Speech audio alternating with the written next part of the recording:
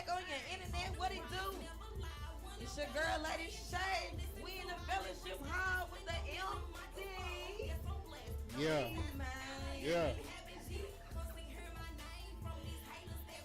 Y'all come on in the room. Let me go share. Can y'all share this broadcast for me? You sharing the MD? Yes, ma'am. Y'all share this broadcast for me. Come on in the room. What it do?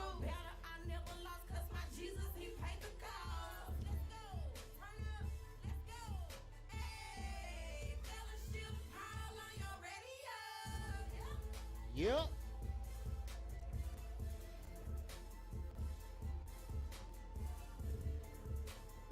Share this broadcast, y'all. We exclusive tonight in the fellowship hall with MDG, man. And your one and only Lady Shay.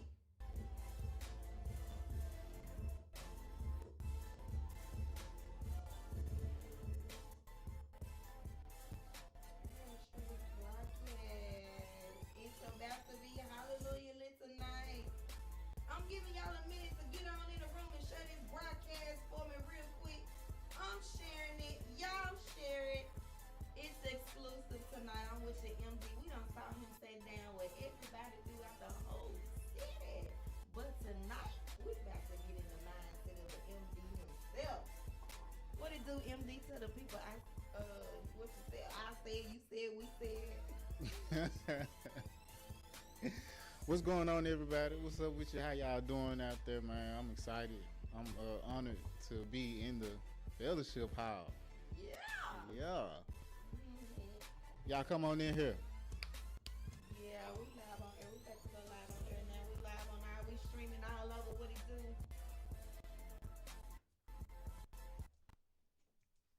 Hey, fellowship hall on your radio.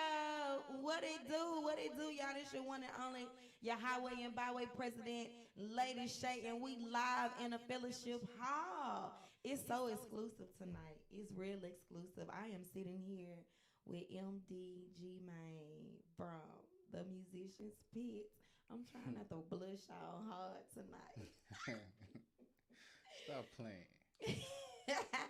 But it's only right that he comes to the fellowship hall in his own way, because me, myself, Lady Shay, I have been to the Musicians Pit, and I had an awesome time in it. And so I was like, I can't go to the pit without the MD coming to the fellowship hall. Let's get this established on the front end.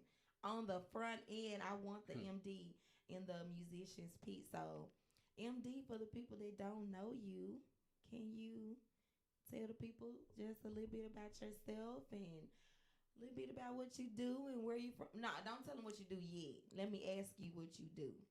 Okay. But just tell them about you. That rhymed on it. Don't tell them what you do. Just tell them about you. Oh, you always speak. Let's get it. What it do? What's up, everybody? How you doing? What's going on? I am MDG, man. A lot of people know me as Jermaine Hardaway. I'm from the Hardaway family. If y'all know, the Hardaway family. Y'all know them. It's a lot of them around here. So, but I am a musician here in the city. I am a dad. I'm a brother, an uncle, son. All the above. Yeah, all of that. Yeah, I'm gonna keep it right there.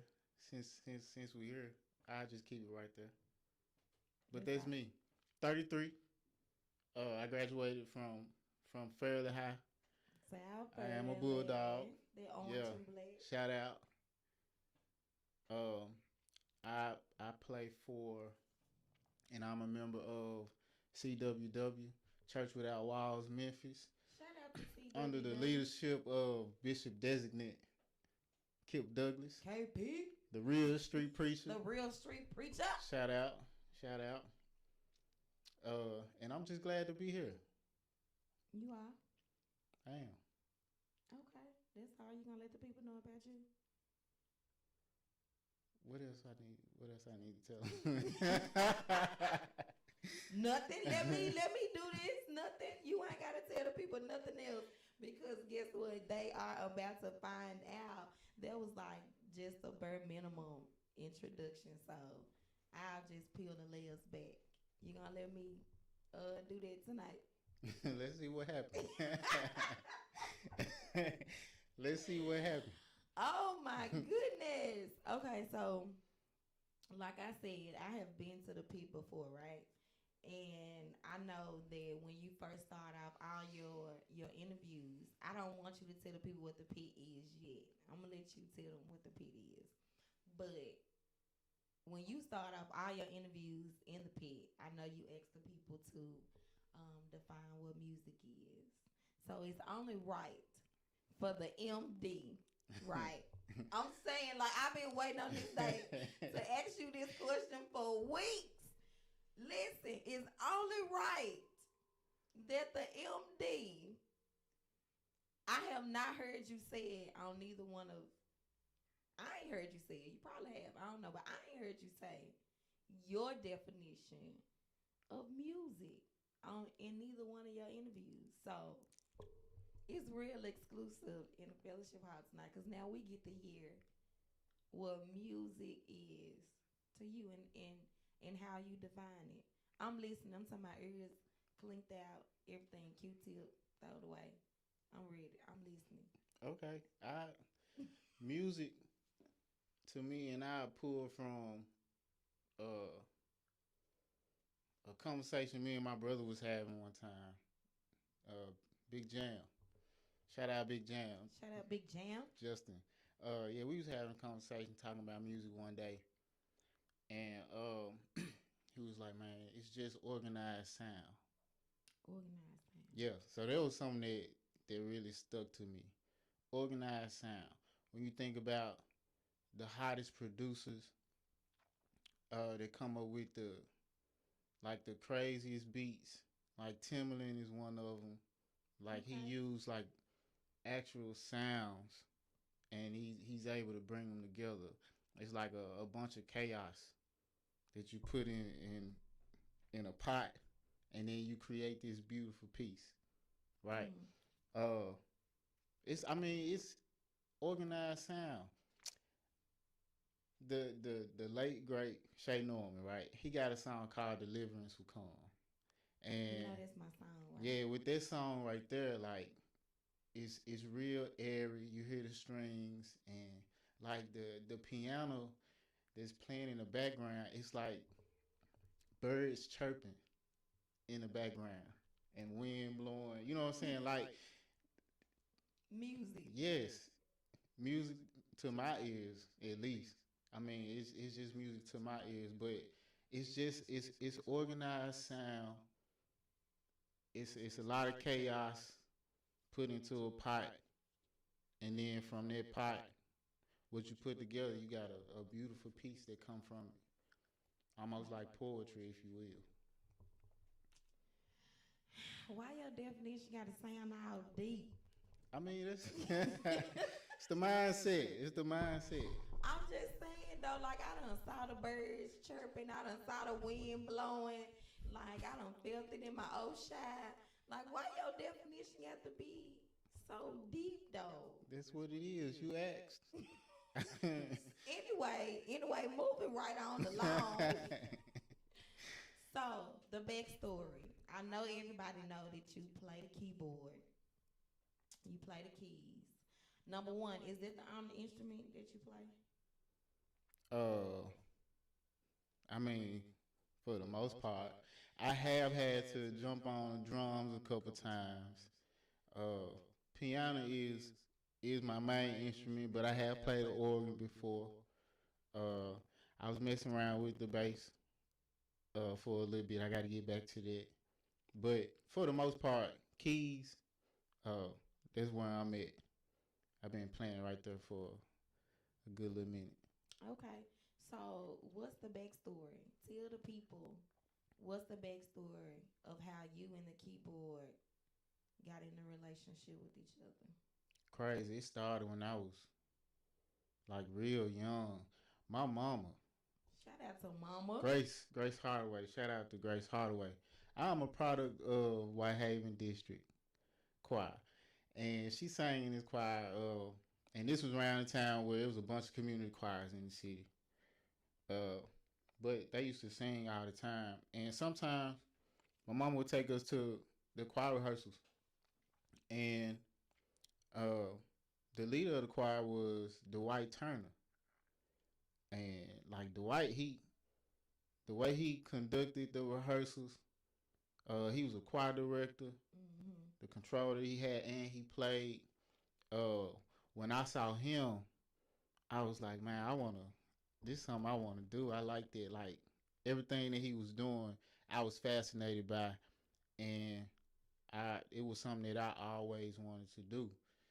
Uh, and like even my to the point where me and my brother used to sneak in the pit on Sunday mornings and find us a spot just to watch and see what everybody was doing. And we used to get in trouble about that a lot. And Jan was the only one that was he was bold enough to keep going back. I just didn't want to get in trouble. That That sound sound like like him. Jam. Yeah. Sound like him to this day. Yeah, that's him. Just That's yeah. him. He didn't care. He kept going to the pit. But my music has always been in my family. I used to sing a lot when I was younger. Uh, was in a performing arts group, Watoto Day Africa, Mm. and I was part of I think the either the fourth or the fifth generation. But we got a chance to travel a lot. Uh, See, we was performing on a lot of stages. We used to make front page. And, went to New Orleans a lot. Got a chance to go to New York. Uh, but I got a good experience with that. Now, up until this point, like the piano was never really around. Whenever I was on the piano, I was just pressing, playing air piano everywhere I went. Didn't know nothing about it, but wherever I was at, that's what I was doing. Oh, Yeah, I understand. yeah. You know. But once I got in eighth grade, though, the music teacher, he let me go in his back room. He had a couple pianos in his back room, and he used to let me go in the back room and just pick it. The first song I learned was Kurt Franklin, "Now Behold the Lamb." Okay, this song sounds Right. complicated. Well, it's not. Wow. It's really Okay. it's really easy. Yeah, Sounds I just just thinking about rap. it I now. don't. Yeah, Yeah, I just I drop feel. bars. So. I feel. But he used to let me go in his back room and play on the piano, and like I kind of, got a feel for it from there. And a couple people gave me a keyboard along the way. I ended up buying one, and that's when I really just started teaching myself uh, what I know now, cause I'm self-taught and I Self-taught. and I play by ear. But it wasn't until like I'm gonna say like 2011 I was talking to Big Jam on the phone. He was listening to me play. He was just like, dude, you need to go on and play, man. Stop playing. Like you keep sitting in the room and stuff. People need to hear that. I mean, that's not how he talked for real. It was in another It was language. in another language, That was the but King James version. right, He got right, the message yeah. Bible Nah, version. that's the God's The word. God's word. The one he Shout out to Big Jam. that translate. That was God's word. Yeah, he gave me that God's word real quick, but that was the push that I needed to just get out there and just see about it. So I started doing that, and I ended up playing for a church in uh, North Carolina, uh, Restoration Through Christ Ministries. Okay. Them folks showed me some love, man. I just walked up on them one day after church. I was like, y'all, I got a keyboard at home. I just want to come plug up with y'all. And they was like, well, play some. And then I played after church or whatever. And they was like, oh yeah, come to rehearsal, so and so, so and so. And we was there for about 2 years, I think. That was your first gig? Yeah, like your first? That was like my first year playing for a church. Like, yeah, that was like my first gig in North Carolina. Shout out to RTC. Shout out to RTC. They showed me a lot of love. But then I got home. I ended up coming home like 2015, I think. And in 2017, got a chance to play in a concert with uh Andre Apple Appleberry. Appleberry. Yeah. Shout out to Andre. Andre Appleberry. We did that concert right there, and like from there, It that's just took when off. Like yeah, it just it was I was gigging in from there, and so it's just been like a constant ever since then. I never really uh looked back after that. okay. So I don't think I haven't heard you talk about what you love most about the keyboard. So tell me, what do you love most about the keyboard? And then tell me, is there anything that you dislike about the keyboard? uh, Inquiring minds want to know. like I love, and it's kind of like answering both questions, Okay. cause it's a love and hate thing. Because you get those songs that you're trying to learn, and they'll just frustrate the mess out of you, and you just be like, man, forget it. Let me just table this. I'm sick of it. Ooh.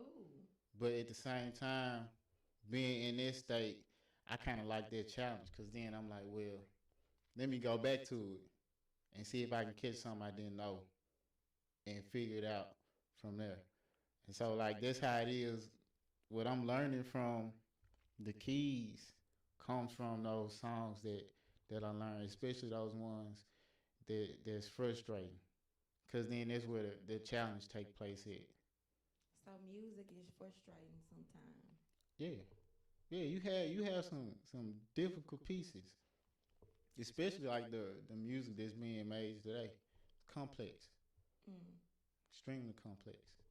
So how is it complex but still organized? Like it's That's just the chaos I was talking about. It's chaotic. It's chaotic. wow. But you get those that noise together, get all that sound together, and you organize it. You got a beautiful piece. Mm. Organized sound. So speaking on this leads me right into coming to like a breaking point when you speak to being frustrated, especially when it comes to learning a challenging piece. So in those moments where you feel like you have maxed out at the frustration level or music and the learning experiences have began to be challenging, like at the breaking point, and I mean like breaking point like it becomes critical when it comes to music. Like how do you handle when you get to your breaking points?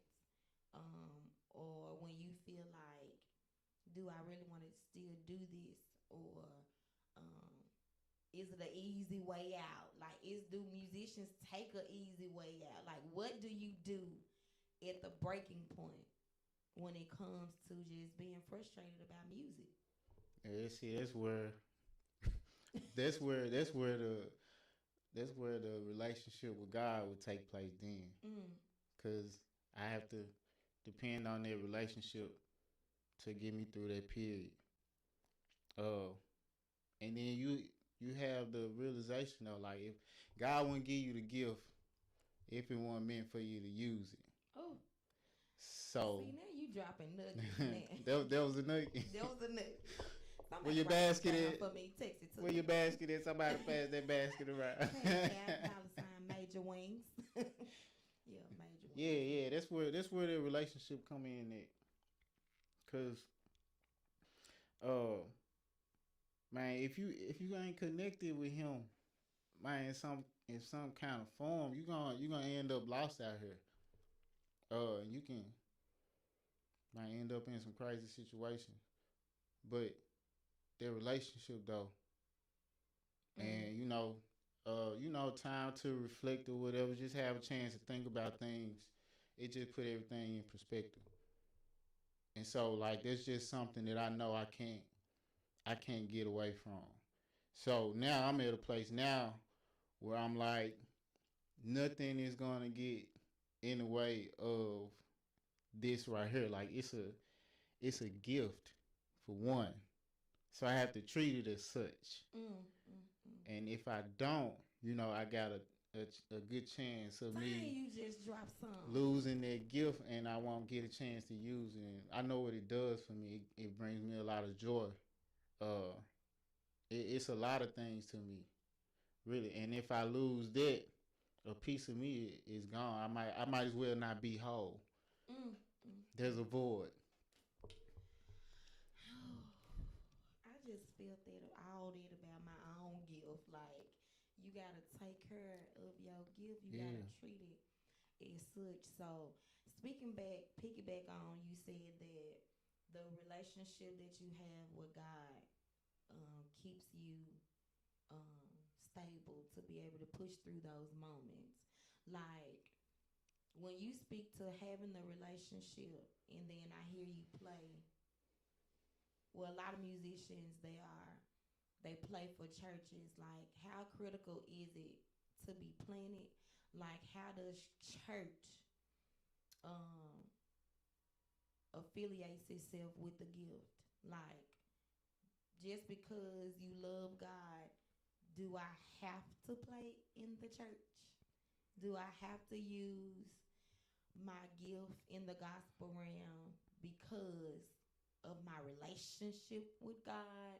Like, how do musicians view where to use the gift and how to use the gift and all those questions, like 20 questions in one? Like, Well, to me, that depends on the musician. For me, I feel like, and I say this on my platform all the time, it doesn't matter what genre you in, you have that relationship. That might be the one thing that all musicians will have in common is their relationship with God. Like that's just the one thing that's like the foundation to it all. And if you don't have it, that's just something else, or it's just something to do.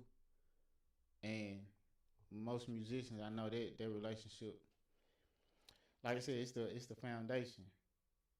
so But how it, critical is it for musicians to be planted somewhere, whether or not if it's in a band playing secular, or whether or not if it's in somebody's ministry, or like how far will the gift take you if you just sitting at home, just doing probably nothing with it? So is it critical to be planted I somewhere? mean, if that's what you want to do, Mm.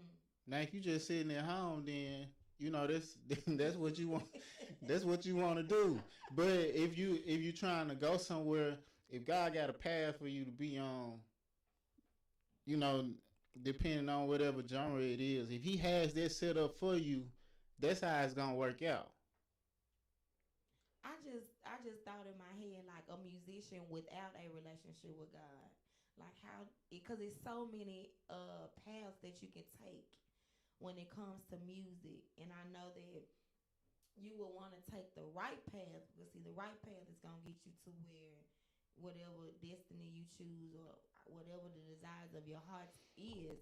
But like a musician without a relationship with God, I can see that being chaotic too. That's just my opinion, or whatever. That's just my opinion, because you'll be all over the place Yeah, if you can't hear the voice and what He wants, and exactly. what His plan that He has for you Yeah. in your life. But uh, I know you're planted though in the ministry. How is that for you? How being planted in the ministry, how is that beneficial to the gift? Uh,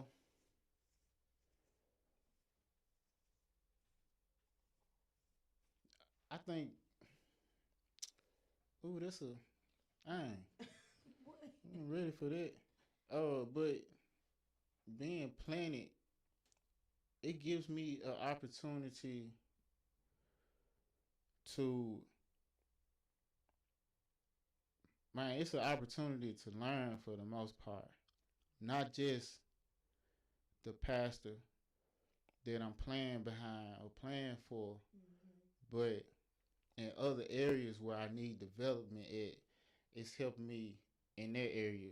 Because I did have a point where I was just dating churches, and I just You go was just going with make my them. little Sunday money, and then Mm-hmm. that be it. And Man, it's crazy. You talking about being planted.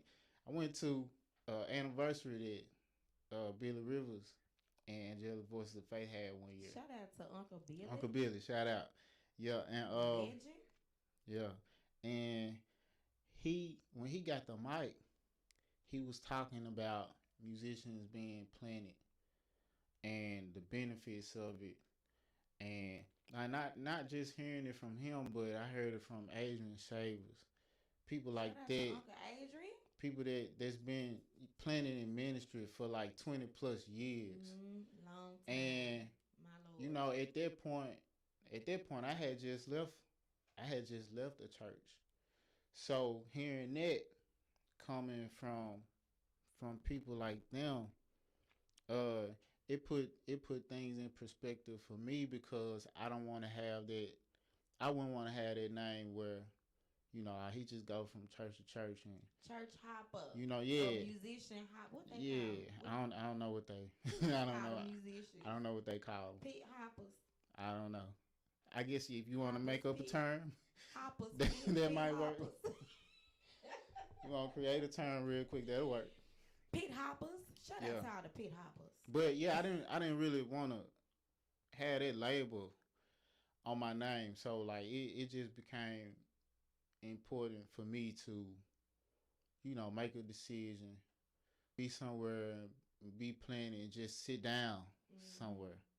When you said put that label on my name, I instantly said to myself in the spirit, musicians have a resume without no paper.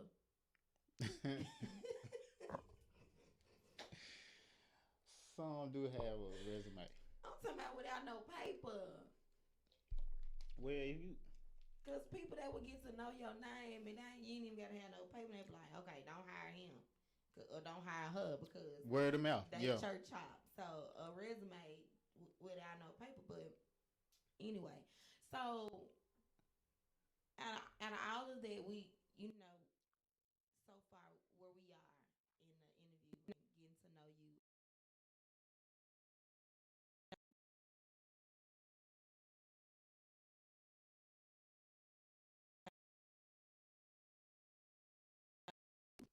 But I gotta have it. Ain't this like an addiction?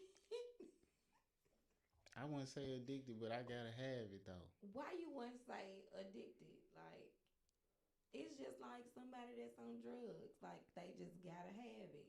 They are an addict. So are you a music addict? I guess so then.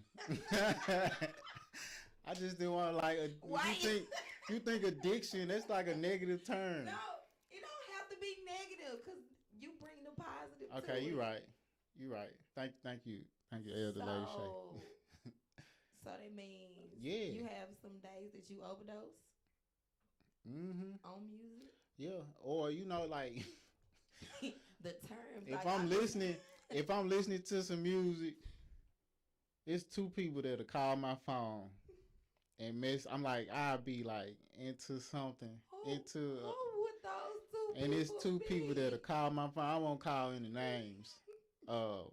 Here. Why reminds one But of it's two people that'll call me. Like I get upset if you mess up my session that I got going with my music.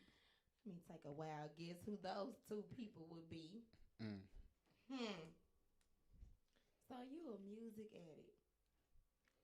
Would you encourage somebody to go to rehab? For that, nope. Just gonna get strung out. It's over with. It's over with. And it's a bunch of us. It's a bunch of us that's strung out. It's a lot of strong musicians Strung out. out here. I'm Crazy. talking across the nation. Crazy. Like probably sleeping in the studio. Crazy. Like. But see, that just goes to show you though, like with anything that you do, like you gotta dive in that thing 100%. Yes, you do. You have to commit yourself 100%, and you gotta like live, breathe, and you got that thing got to be in your veins. You do. Yeah. It do. So, with that being said, now we know that you are addicted to music. You don't recommend nobody going to rehab, and you will overdose on your addiction.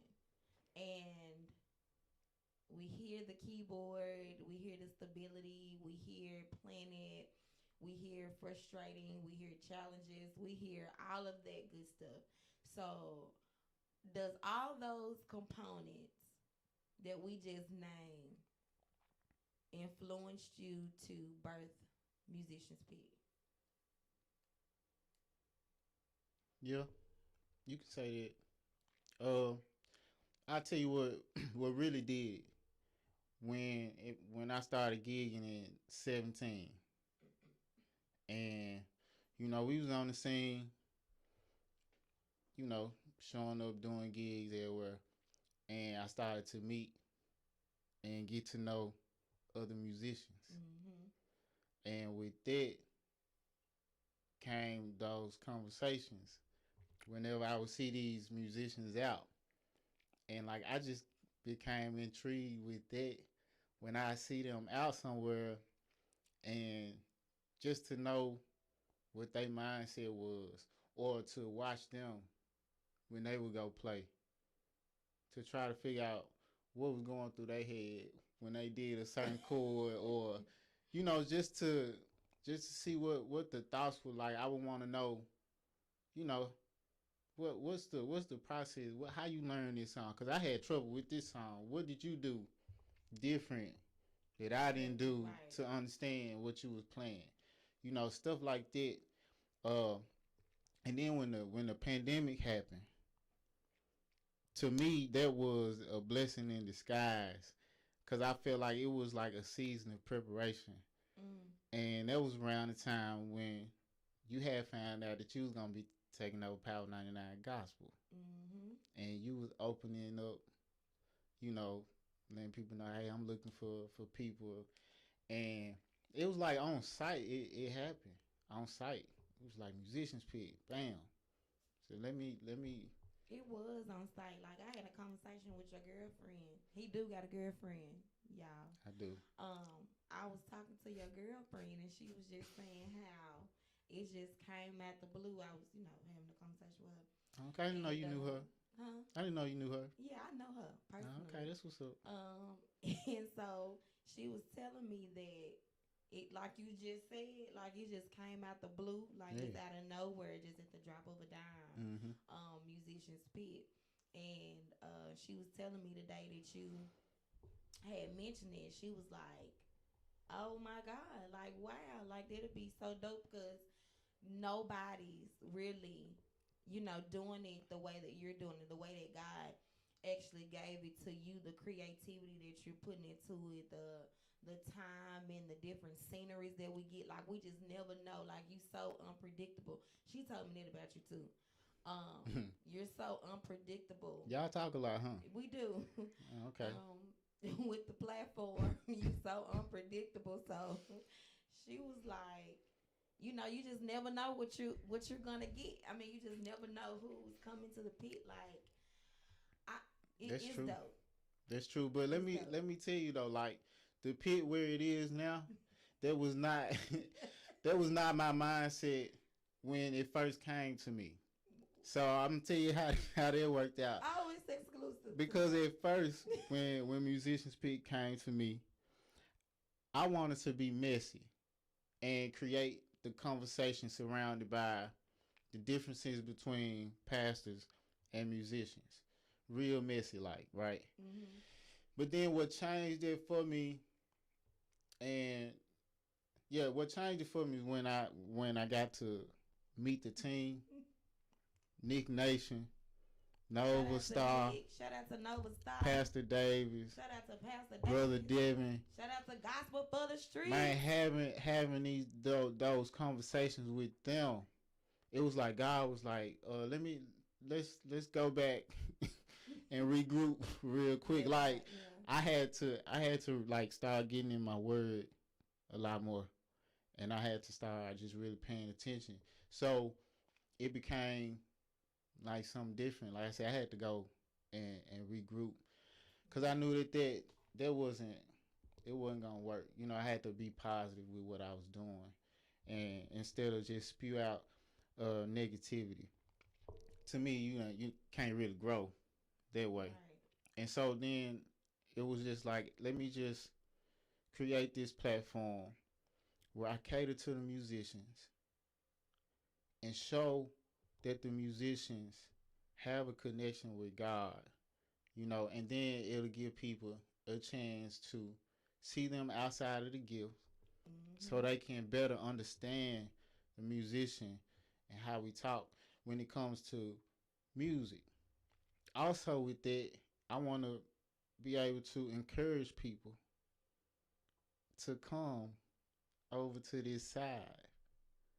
And I mean, like, getting a relationship, not religion, but inviting people to a relationship. That's one thing musicians have, and we can talk about that all day long, pretty much. Mm. Put some musicians in the room and talk about God and the relationship. We can talk for hours. But if I can get other people to understand that, and to know that everybody has a relationship. It doesn't matter where you are. God gonna Yeah, come where and you meet are. you where you at, and it's okay. You can still be yourself because Mm-hmm. musicians are different. We come different, and the purpose from there is shifted. Wow. And so that's what I've been doing, and that's how I've been moving ever since. And it's been a blessing for real. Like from my first interview up until now. And like I said, like this year ain't even over with, It's not. and it's a lot of musicians that I've gotten a chance to sit down with, people that I'm gonna sit down with, and I hadn't even touched everybody yet. You haven't, cause your girlfriend told me. Like we was talking again, Mm-hmm. and she was like, "Girl, he booking for 2022," and I'm like, Already, y'all really be "Yeah," y'all talk a and lot. we do. Um, I'm gonna have to ask about that. yeah, she cool for real, for real. You got Yeah, you yeah, got I see. she cool, but you booking like all the way up into like 2022. Like, Yeah, I'm working who on. all do you? I mean, who else you got coming to the pit? Like, It's a lot of people, and then like that's another thing. Like I know we at a gospel station, but the musicians pit is much bigger than me when mm, it comes to ministry and adding to the kingdom. It's much bigger than me. I don't want to just get to the church people mm, because there are more people outside of the church who love God, just as and much. even more that want to get to know Him. If I can get to those people, then there's a different avenue that's created for people to come and be added to the kingdom. Thus, the kingdom being greater than what it already is. What you said. So I want to touch all genres to show people that everybody love God. We just got to pay attention to Him. Cause a lot of Mm. times, well, yeah, everybody love God. I want to show. That's what I want to show through musicians pit and my ministry with that. Yep. So, I'm, you. We are just flowing in the Holy Ghost. It is just so amazing that the connection that we have Yeah. here in the room, like because like everything that I had, how I wanted to flow in this interview with you, like you're just flowing right on It's there. coming Like out. you're just flowing like okay because you made a post about 5 days ago. I think five. Uh, Well, a couple of days ago, maybe a week ago, I don't know. But you made a post a while back on Facebook, and it was a long post too. Your girlfriend had shared your post and everything. Like everybody just was sharing your post, and it was doing some numbers, right? mm-hmm. And you mentioned in the post, you was like, my ministry is different. And you went on, in the post, and you were saying that, you know, um, however you want to win souls for the kingdom. You ain't trying to please man to be able to do that. Like, can you go into, just a small dialogue of, I said dialogue, that mean you and me. I Not don't really dialogue. know if that's a small dialogue though.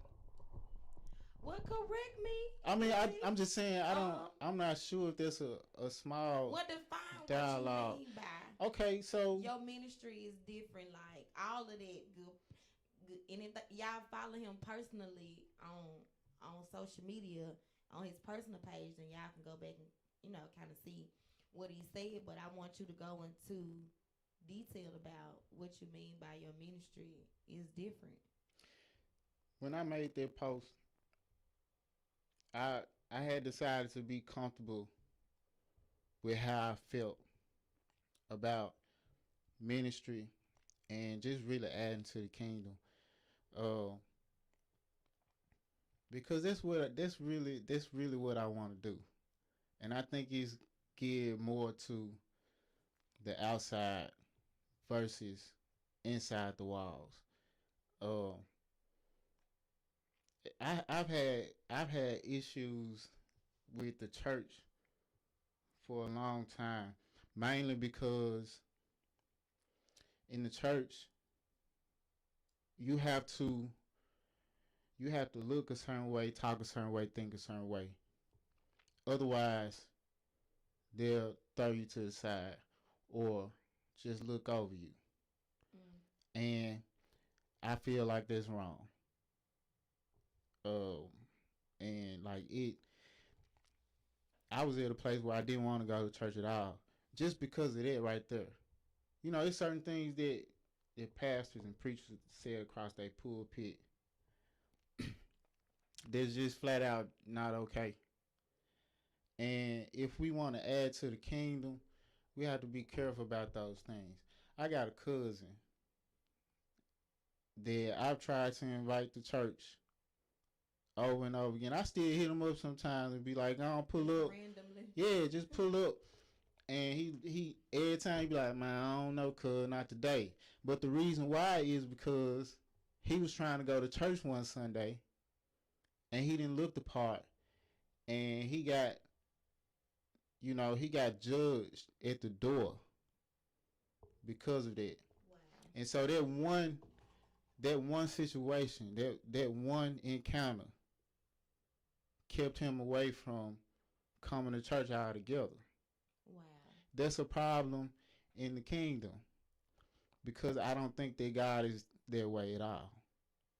And you think about Jesus when he walked uh Jericho, if I'm not mistaken, was Mm-hmm. was one of Was them some stuff on hoods. them streets. My Jericho was one of them hoods, like North Memphis, right? But Jesus walked through North Memphis. Mm. Do you think Jesus walked through North Memphis trying to get people to come with him and was like, "Man, you don't need to look like that, man. That's bad. You going to hell. Mm. Stop doing it right there, man. You finna go to hell. That ain't right." Man, they would have tried to kill that man. AKs, all this stuff. They would have went at him. Wouldn't even matter at that point. So I think I just feel like if he walking through like that, he had to be able to speak their language to get Relate. them to All and right. relate, Mm-hmm. and then find a way to get them to come. You know what I'm saying? Like I heard T Mac on your show the other night. Shout out to T Mac. Shout out T Mac, T man. Mac came and whoop. That man said, "I don't judge none of my partners, cause I've been there before. So I just stay around to be a witness to them. And when they hit them low spots like I did, they gonna always hear my voice, just like I always heard my mama voice. Mm. No judgments, no child left behind." It's a verse in First Thessalonians, I believe. I forget the chapter. Come on with that word. I forget the chapter, but it's giving uh some directions on how to move. And there's a verse in there that says, don't leave nobody behind.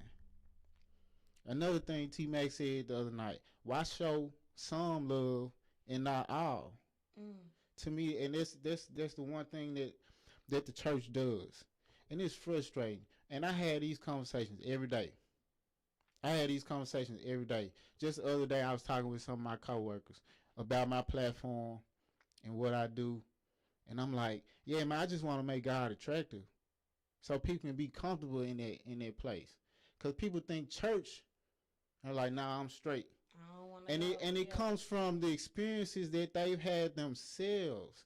And the issue that I have with the leaders in the church, you have these titles and these leadership positions, and the leaders, when they get there, your opinion don't matter.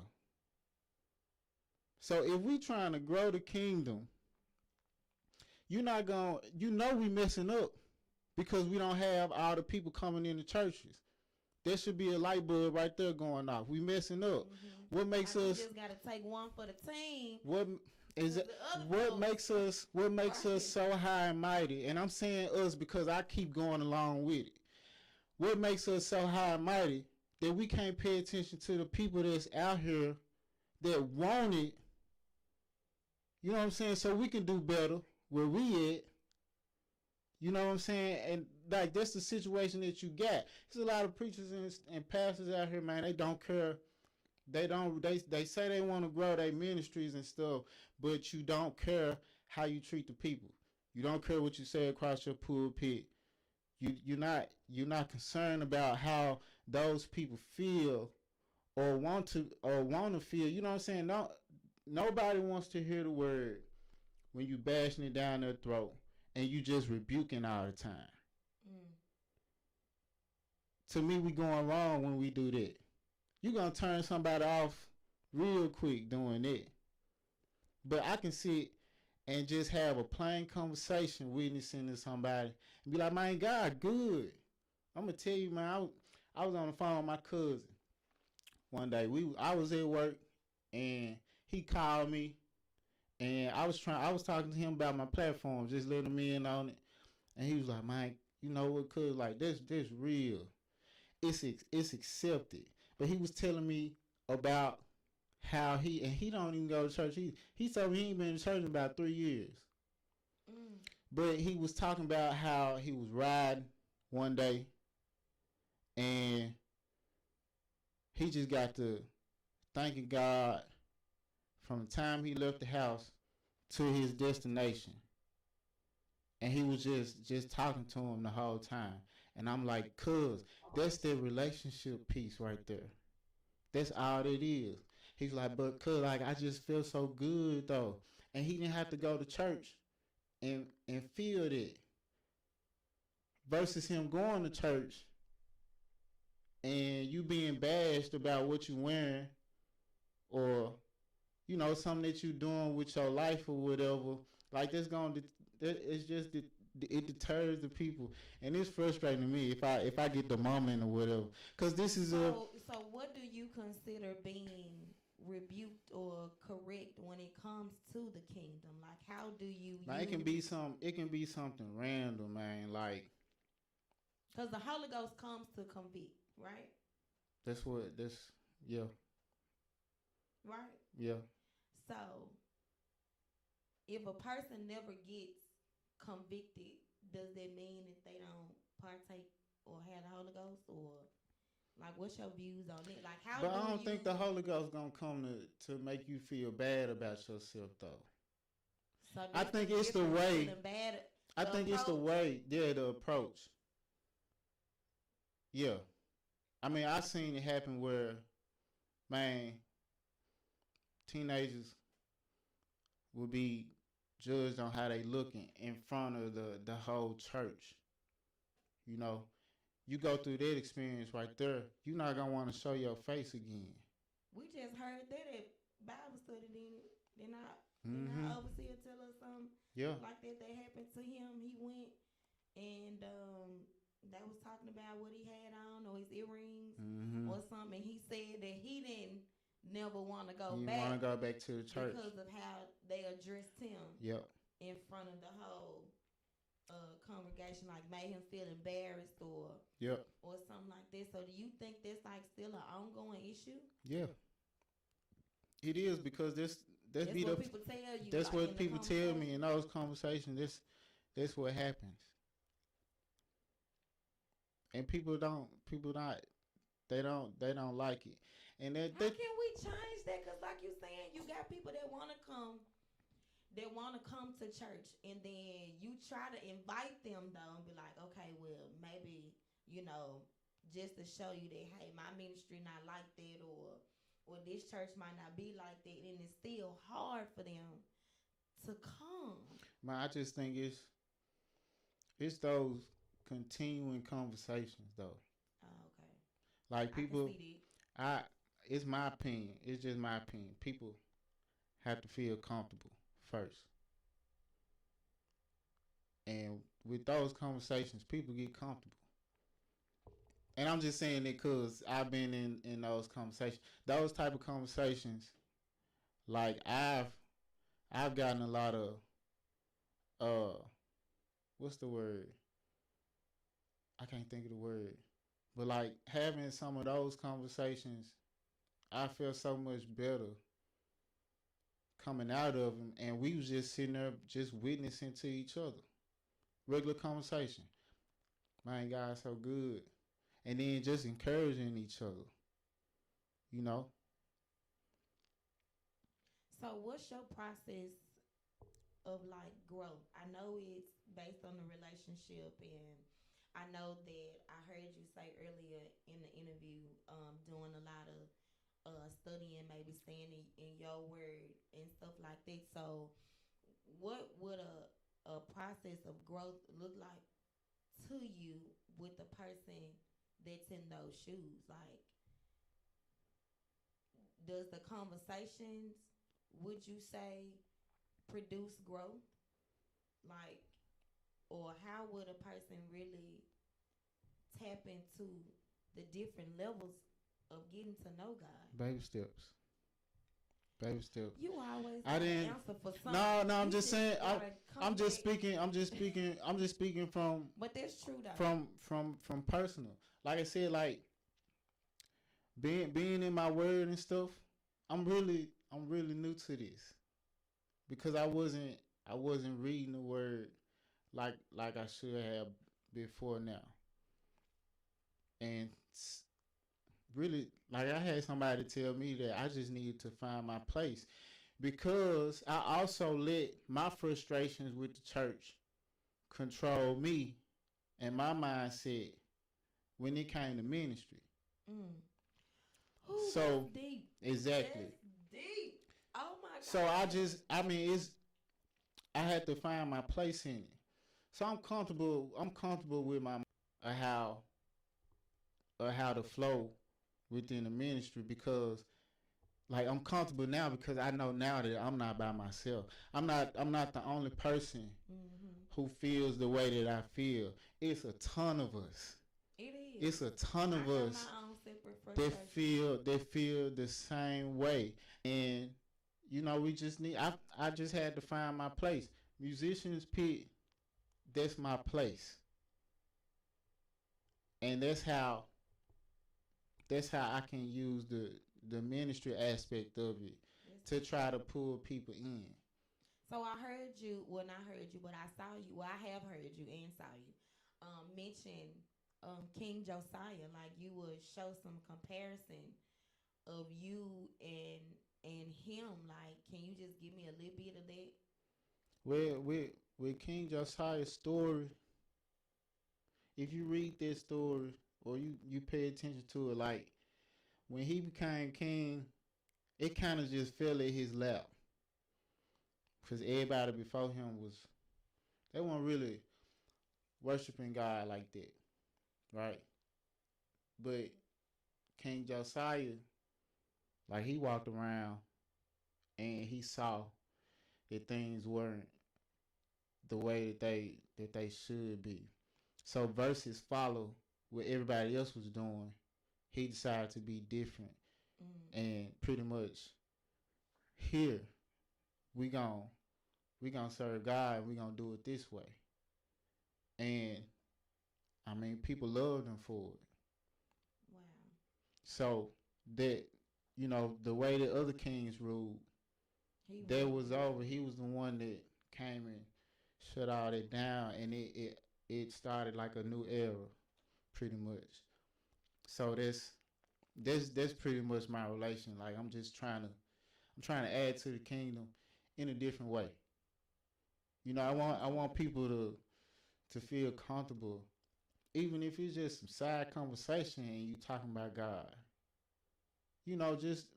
Just random, like God good and people need to know it. If He bless you, don't be ashamed to speak on it. I just wanna do it a different way. So I saw you. I mean, in that aspect of you talking about King Josiah and being able to do things different, and that's something that you um, that I mean, yeah, that you want to do. But I saw you also post that it's been a shift.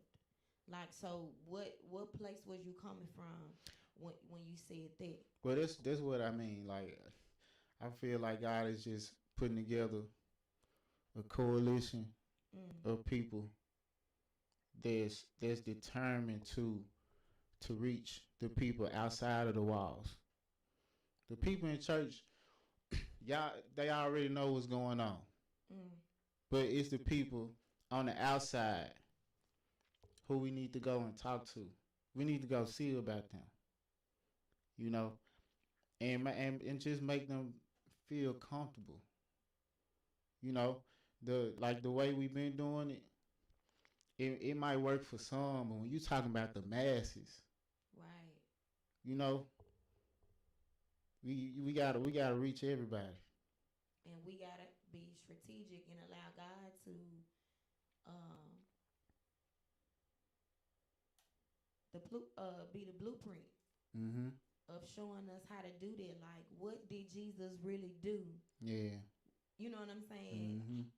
To have the people to follow him. Like, what did Jesus really do? Did Yeah. Jesus really do what some of the pastors and preachers and leaders and people are doing? Did Jesus really do that? According to my relationship, nope. Because I He agree. accepts me where I am. He knows my heart, and just because I'm not a pastor or I don't have a title, doesn't mean that He can't use me to be a witness to somebody else. Right. And just speaking to them on a level where they understand. Doesn't mean He can't use me.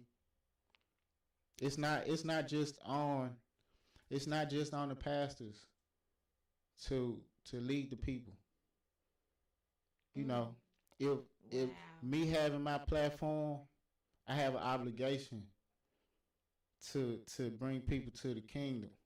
So let me figure out an avenue where I can bring them in. And so that's what musicians pit is. It's a different avenue. And I'm trying to hit not just the gospel realm, but I want to hit different genres too. That's what It's we important got for the me same to vision. it's important for me to That's what I show said. it's important for me to show that everybody have a relationship. There are people that desire a relationship. The four walls just might not do it for them. And that should be And okay. that should be okay. That should be That should be okay. okay. But I if we agree. add to the kingdom, no matter the lane that you creating, if I'm adding to the kingdom, is heaven not rejoicing? You Heaven know, rejoiced over just one one. soul.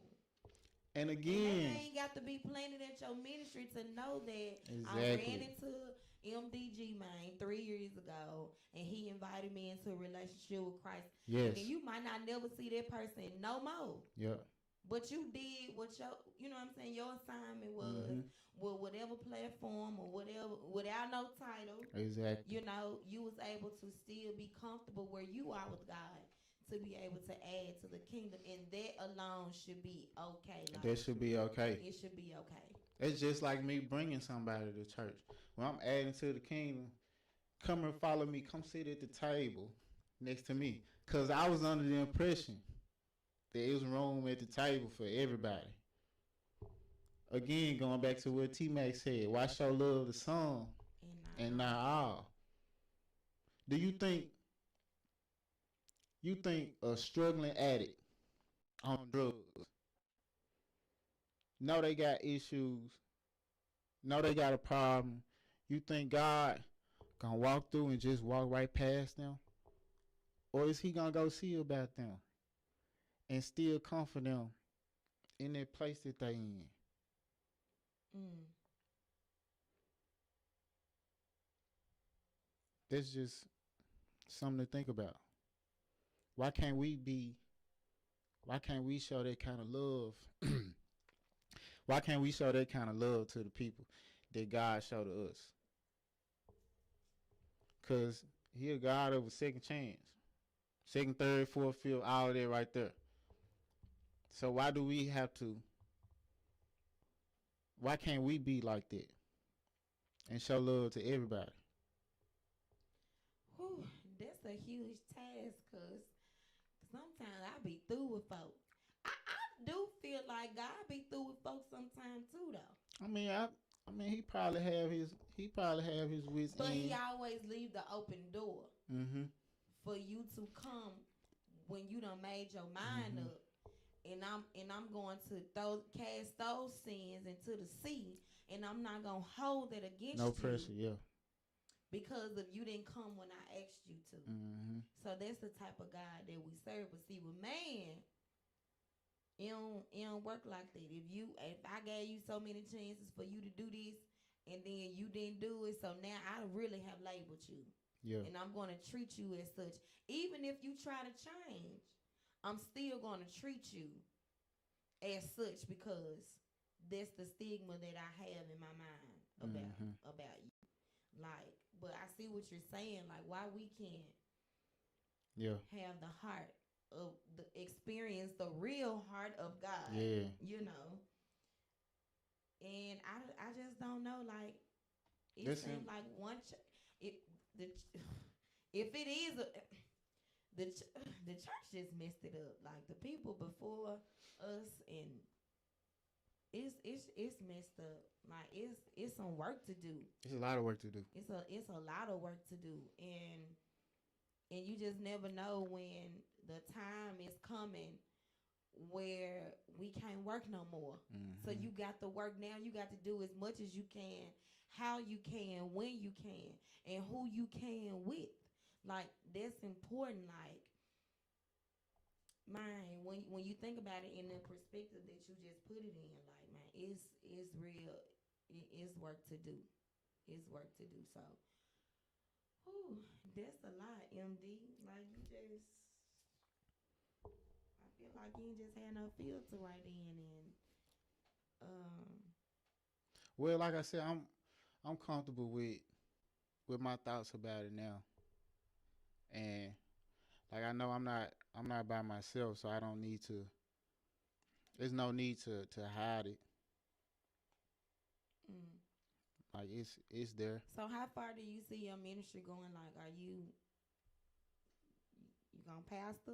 You gonna preach? I don't know about. I don't know about You gonna pastoring. you don't know? I don't know. I don't know about that. I don't know God about ain't that. told you that. I don't think so. MD the pastor. Nah. The pastor MD. I don't Preacher. think everybody ain't built for that. Your That's girlfriend told me again. that. She tells you a lot. I mean, we cool. She told me that she always said that you was gonna preach. When I met her, she did. She used to tell me that all the time. I kind of always felt that I had something to say. Thing is, I just didn't know how it was gonna come. And I'm trying to use it with this platform that I have now. You really, really love your platform. I do. God constantly be dealing with me with it. Like I'm constantly getting ideas different ways to move about it, and it's exciting. I feel blessed. Like it's something that I'm doing and it's mine. You know, Can't nobody touch it, can't take it away nobody. from you. It's mine. Like I can come home from my day job and I can be up till 2 o'clock in the morning working on musicians pit. But like that don't even it don't phase me none. Like that's just how much I love it. Like I feel like I have found my passion Wow. sitting down with these different musicians. It's important to me that they have a platform, cause what they do is awesome. Like the task that the musician has. When you think about music, that's one of the things that make the world go round. Without these musicians, you have no help taking you to the different places Man, that you how need you to had to go put to. it like I'm that? just saying, it's just real. So like that, I'm passionate about that. The musicians need a voice, and that's what the pit is for. So, what's a few of your inspirations and a few of your favorite artists, and who gets you through? Uh, like music that I listen to, Music, artist wise, like man, I listen to a lot of music though, like gospel music, of course, and I come back to that, but I like neo soul. Uh, I like to listen to classical music at night. Uh, that's like uh when you listen to classical music, it just takes you somewhere when you listen to it, and it is no words. mm, It's just straight music. So I love listening to classical music at night. I like rap and hip hop that makes sense, lyric wise. Uh, I said neo yeah, your soul. girlfriend told me you be turning up on Back in Blood. That's one of your joints. Yeah, I like that one. Yeah, that's your song. I like that one. Yeah. Back in blood. That's a good one. Moving right along. Come on, MD. Red rapper, right? Uh, but when it comes to gospel music, I am a worshiper. I love to be intimate with God and just talk to Him, So that's how their relationship like. just to let Him know how I feel. Yeah, I love to just sit back and talk to Him, let Him know how I feel. I don't even think we do enough of that in the church now. It would be a whole lot of hooping and hollering and dancing if there's no real deliverance taking place. But if we're able to worship, that's a doorway for their relationship. When it's what I'm saying, To feel you him, can that block you can everything feel. out and then it's just you and him. And we don't do that. We don't do that enough. They don't even teach relationships. Having a relationship with them. Mm. That's the one thing that can get you through. You know, you can go and hear the preacher all day long. Your mama can tell you all day long. But when you in that thing by yourself and it's just you, that relationship, It matter then. it matter, yeah. Cause that's gonna be that Whether one if it's thing. rocky, whether if it's Yeah. at a standstill, Yeah. you gotta figure out how to break through. Yeah. And their relationship can be rocky sometimes. Like you get frustrated, you had those frustrating conversations with them. Yeah, I was mad at him a couple days ago, and we had it out to my straight arguing. But like it happens. If people can be comfortable in their place, like through my relationship, it's how I knew that I needed to go to my word more because of my relationship and me listening to him, learning how to listen to him and listen for him. Then I done started getting in my word like this. Sometimes like I hear something or I see something. I'm finna go to the Bible and go see what the Bible say about this right here. And then you get all these stories that come from it. Yep. But It's true. through my relationship, I've gotten to this place that I'm at now. And I'm not all the way there, but I feel like God can use me to be able to at least get somebody to that point. And I get further, I can help somebody along the way. Mm-hmm. And so it works out. We still adding to the kingdom. And then it's just a cycle. Yeah, we're doing this together. They bringing somebody to go get to. And then don't just listen to what I'm telling you. Go get it for yourself. Exactly. We is connected. When you go get it for yourself, Yes. and you can get your own understanding, can't nobody tell you nothing. Cause there's something that you got on your own. They can't take that from you. Exactly. Can't nobody take it away. That's yours. You got it for yourself. And